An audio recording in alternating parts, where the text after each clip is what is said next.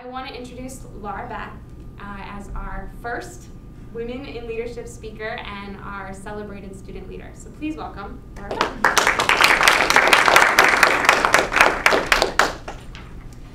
Okay, we have a really small group, which makes me happy.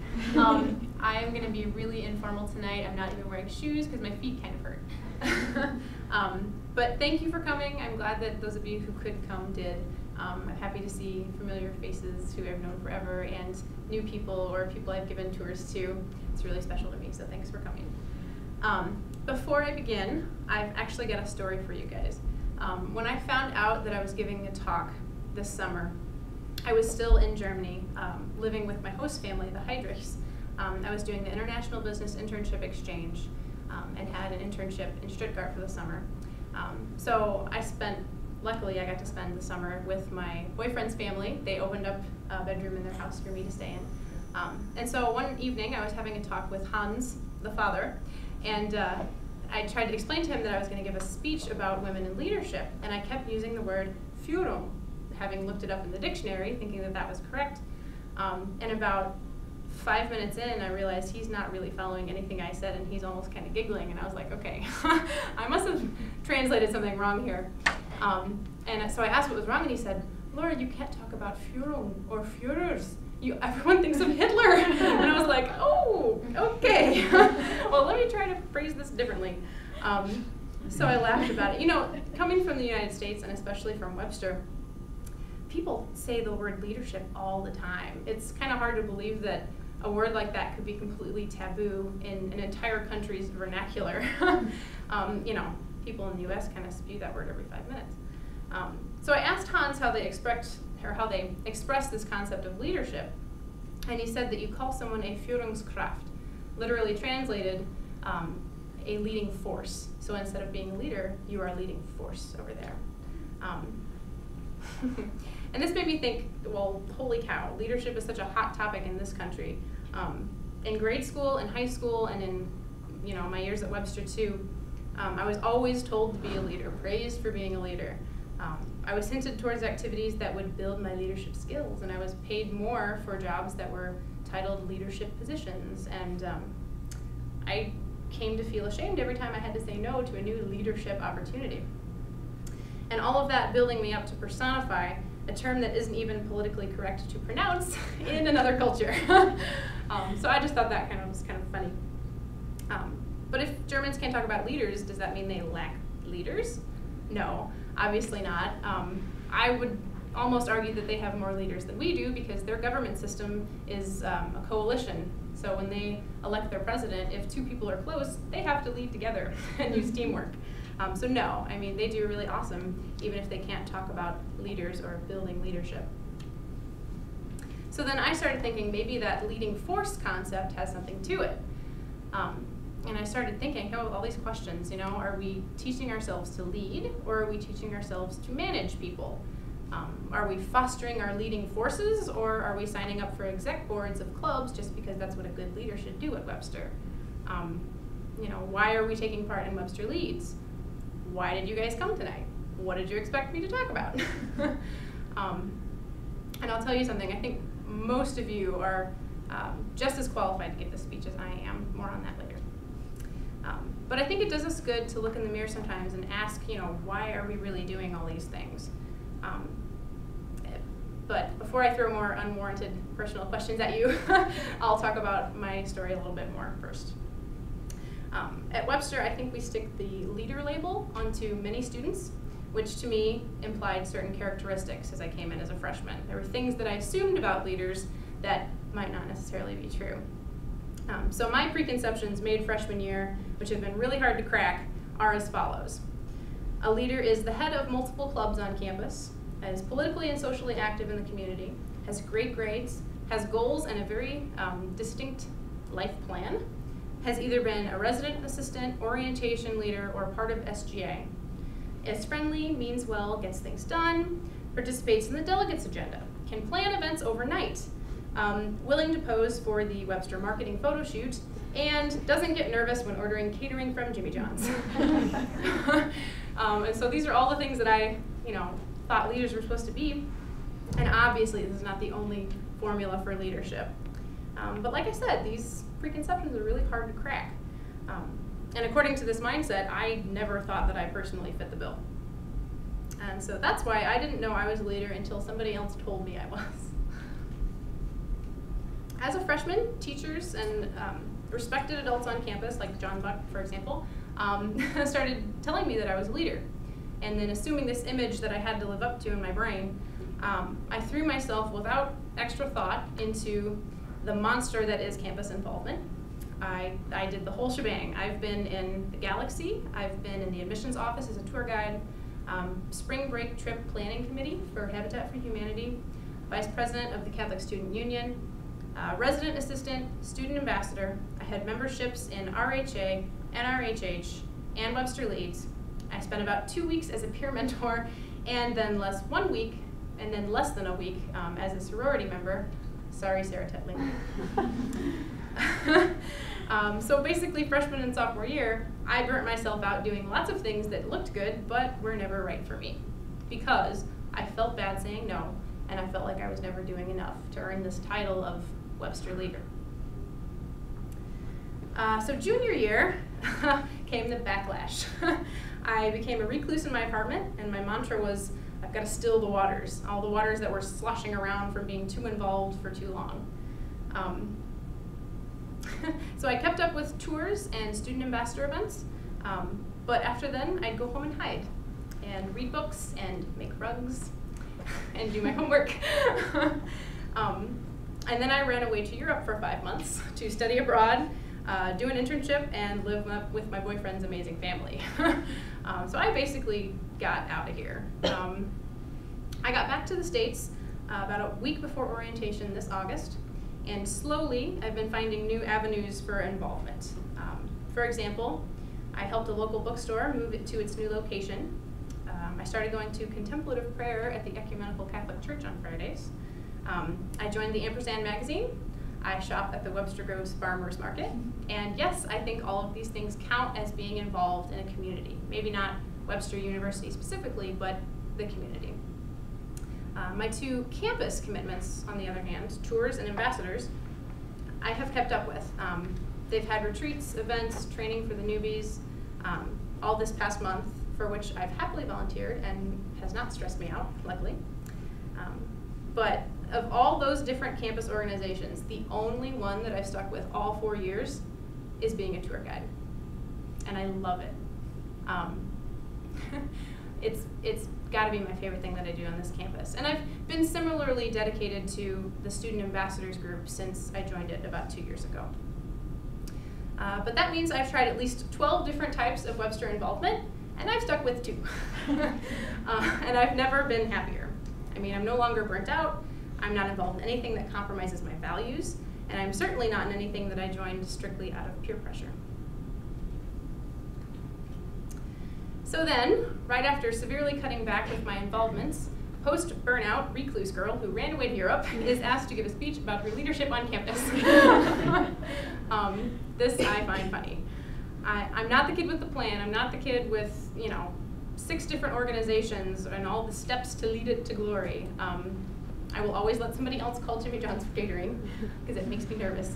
And my success rate with student organizations is like 15%.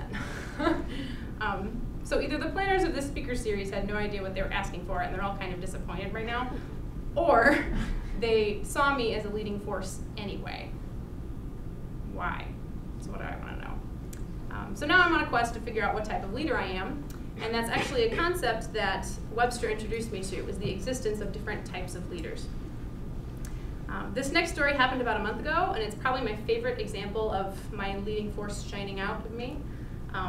We were getting ready for the first student ambassador event of the year, and about half an hour before it starts, I get a call from one of the newbies, and he goes, "Laura, I'm in a pickle, I really need help." And I was like, "What's wrong?" Not naming names. He says, "I forgot to bring my shoes, I've got 2 left shoes. What do I do?" And I was like, okay, well, why did you call me, first of all? I'm honored, but thanks. We'll figure out shoes for you. So I got on it, I called my friends. I found him an extra pair of shoes, and everything was okay, but I just thought that was one of those funny little, goofy kinds of leadership that I end up being really proud of when it happens to me. And I think everybody's leading force is going to manifest differently. But at the same time, after much deliberation and drawing from my own experiences, I came up with a few things that I strive for, 4 things, in order to let my leading force shine through. By no means have I mastered these, but they are my goals. The first one is confidence in myself. Confidence in myself to the point where I don't try to fit others into my own comfortable little box. Confidence to the point of seeing each situation in terms of how it is affecting other people, instead of thinking, oh crap, my shoes are too tall and my skirt is too short and I look like a floozy on accident tonight, and crap, that girl looks way better, she is way more appropriately dressed. If you're simply confident in yourself, you see that pretty other girl and you compliment her sincerely without letting it affect how you feel about yourself. So, first thing is confidence. Second is empathy. Giving people the benefit of the doubt. Being willing to see other people and understand their struggles. Developing your observation skills and an awareness that other people are going through similar things as you. We'll go back to our situation with Pretty Girl. We've decided not to see her as a threat now, and the next step is to understand her. So you see her fidgeting a little bit with your outfit and you think, oh, maybe she's just as self-conscious as me. And instead of making that a little victory for yourself, you remind her that she looks just fine. And if she doesn't look just fine, you remind her that it doesn't really matter because life is bigger than that anyway. So, number 2, empathy. The third thing is honesty. Again, honesty with yourself. Basically, tell the truth. If you're having an off day, maybe you're feeling sick and your brain is just operating slower than normal. Let yourself have that off day. Don't berate yourself for it. That's just how it is. Same goes for campus involvement. Being honest with yourself. For example, being an RA, a resident assistant, was just not my thing. I was good at it, yes, but I never really wanted to do it. I listened to my parents' suggestions because of the good pay. I listened to other leaders on campus because they encouraged me and told me I'd be good at it. Even those respected adults, John Buck again, told me that I should take advantage of this opportunity, and I did, and I was decent at it. You know, I made lots of friendships with my residents that I'm still thankful for. They opened my eyes to a whole bunch of different things that I still really treasure today. But I never wanted to do that job. I did it for the wrong reasons. So the entire year, it stressed me out so badly that I lost track of friendships. I spent less time with my family. I dated the absolutely worst people that I could have chosen for myself. And all kind of in an attempt to escape from that job. All this despite the enormous amount of life balance training that Res Life so graciously tried to give me during my stunt as an RA. But nothing is ever a waste. I mean, we learn from everything. And if you're not honest with yourself about what you really want, then you might spend years completely thrown off because of it, like I did. All right, and the last thing I've got for you guys is willingness. Armed with a solid basis of confidence, a healthy dose of empathy, and honesty with myself, I began just this year to see a willingness kind of blossom out from inside me. And it's just a willingness to help, you know, realizing it's not about me, it's about something bigger than me. Whatever it is, an event, a cause, a student group, which just requires somebody's help. And it might be a task outside my box, I might not be appreciated for it or even seen doing it, but it needs to be done, so I might as well. And it's better than going home to sit on Facebook and stalk people. Yes. So those are my 4 things. I admit that list, confidence, empathy, honesty, and willingness, sounds more like a personality inventory than the ingredients for leadership, but I would argue that that's the whole point. Being truly yourself is what sets the alarms off in other people's heads that you're a leader. If you're comfortable in your own skin, then you're willing to step outside that box.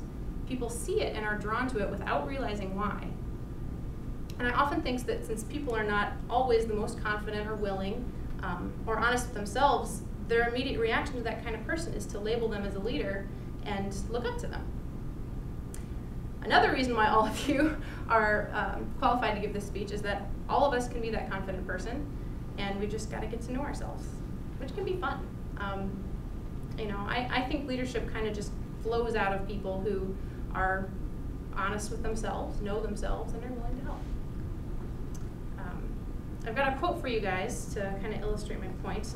Viktor Frankl is a man who spent years in concentration camps. When he got out, he wrote a book called Man's Search for Meaning, which gives a very wise tip about success. He says this: do not aim at success. The more you aim at it and make it a target, the more you're going to miss it. Success, like happiness, cannot be pursued. It must ensue. And it only happens as the unintended side effect of one's personal dedication to a cause greater than oneself. I actually think you can substitute the word success with leadership, and I'll do so now. So now it reads, leadership cannot be pursued. It must ensue.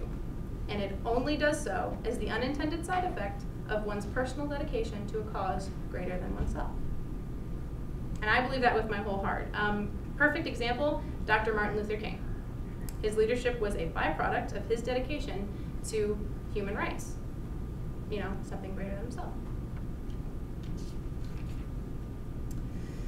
So, to kind of wrap it up, I am of the opinion that if we women willingly chase our curiosity, believing in our confident hearts that everything will be just fine, we'll have self-enlightened, fierce, incredible women running around, leading by example, leading with their hearts, not for leadership's sake, but simply as a side effect of being themselves. I've got goosebumps. That's my kind of leadership. That's, the kind that just radiates. And isn't that what we're drawn to? I mean, think of the greatest leaders in your life, not historical figures, but people you actually know. And I'll bet you anything that they know themselves, are confident, empathetic, honest, and willing to help. So, what have I, Laura Beth Eschbacher, learned in my 3.25 years here at Webster? That I will get nowhere fast without knowledge of myself. As soon as I know myself, I can be confident in who I am, and that confidence allows me to honestly say, nope, that club's not for me, and I really don't want to be your vice president, thanks. That confidence also allows me to stop putting Webster leaders into my tiny little boxes, and I can see the true leaders, not just the managers, all around me. I can maybe sort of understand why they chose me to do this speech, but I can absolutely say that the females in this audience have just as important and meaningful journeys as I have had. And seeing people, all of you, for what they are, helps me to empathize with their struggles and I think just be a better human being. So, if I know myself, people are going to see me as a leader, no matter what I'm involved in on paper. I think this speech is proof of that. And I think this university does a very good job, especially through Webster Leads, of recognizing the little leaders. Those of us that find a pair of dress shoes for people in a pinch. Those of us that volunteer for orientation events without being chosen as leaders. Those of us who don't follow the stereotypical leadership path. So, Webster is good at picking out incredible leading forces in the student body, staff, and faculty, in my opinion. And no, they didn't pay me to say that. So thank you guys for coming tonight. I know we're a small group, but it was really great to have you. I'm honored that you came to see me talk. And I look forward to seeing all of you get up here and do this speech way better than I did in the future. Thank you.